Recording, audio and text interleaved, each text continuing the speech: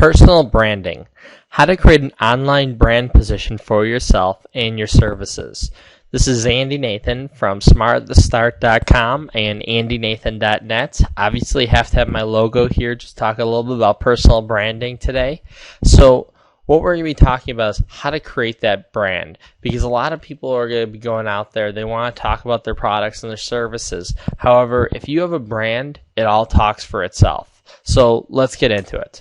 First of all, perception. Perception is the main thing in branding, and whether you like it or not, people are going to perceive you in different ways. The reason why you brand yourself is because you want to make sure you control that perception as much as possible.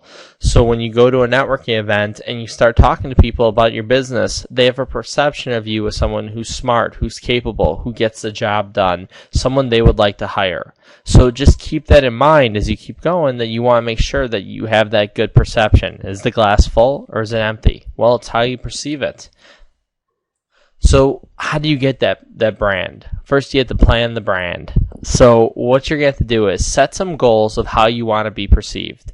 Think about where you want to be in 5 years, 10 years down the road. Think about what you want to be called and where you want to be at that point. So write it down, and then once you do, start researching the best ways to achieve this goal. Other people have gone out there and created a brand for themselves. You're not the first one.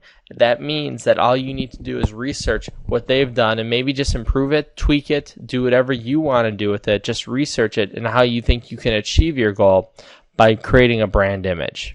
Now, once you do that, put your goals and your research together into one comprehensive plan where you lay out action steps. Because if you don't take action on your brand and on the plan, then you don't do anything. And then, you know what, whatever your ideas are for how you want to perceive yourself, you're not going to be able to reach that same level of goals when you have other people talking about it. So definitely plan the brand. Next, once you have that image and once you have that plan set in place, take a look at different contact points where people can talk to you. The three big ones that I want to point out right now are social networks, email, and face-to-face.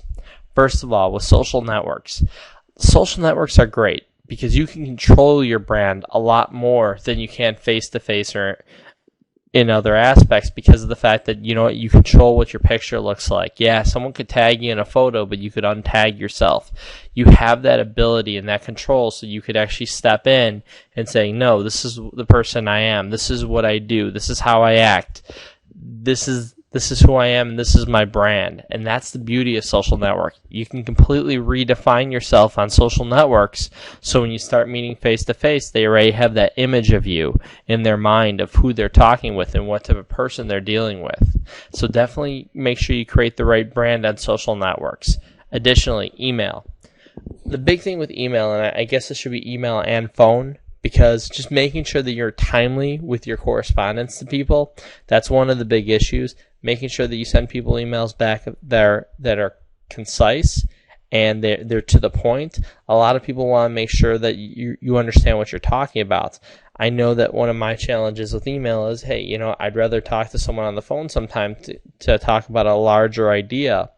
That's fine. If you prefer phone over email, just remember there's going to be people who prefer vice versa. So just make sure that you could actually learn which one works for you and which one works for your clients and your prospects to make sure that you succeed. So definitely control that contact point by understanding how to use it effectively. Additionally, face-to-face. Face-to-face is the easiest for building a relationship. It also sometimes is a little bit more challenging in terms of building a brand, because you're out there in the open. And while you're on Facebook, you can control if you just want a profile shot of you above your shoulders, or however you want to do it. When you're face to face, people see everything. You're out there, you're exposed. So making sure you present the right image through what you wear, through what you do, through what you say is crucial, because this is branding at the local level, and it makes a huge difference in your business. So this is Andy Nathan with andynathan.net, telling you guys to make sure you take care of your personal brand, make sure you plan your brand, and make sure you take care of those contact points so people will have the right perception of you and your business.